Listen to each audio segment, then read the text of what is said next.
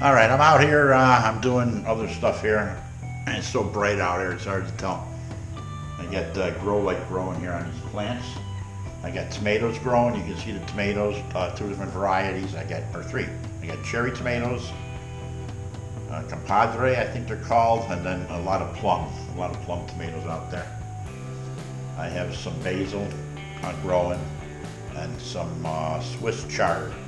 So what I'm going to do today is I'm going to transfer, hopefully not kill it, put the basil into bigger pots here so I can get a better bumper crop. So that's what I'm going to do. Why wouldn't I?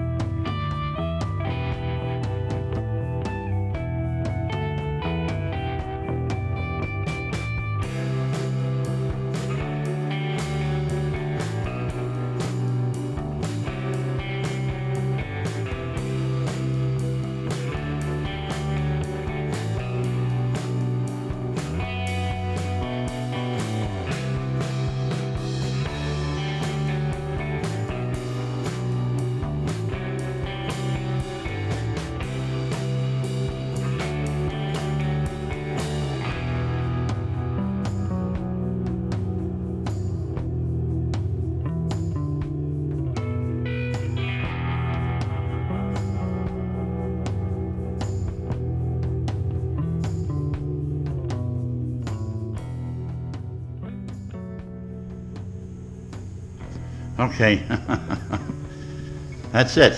I'm gonna take a break here.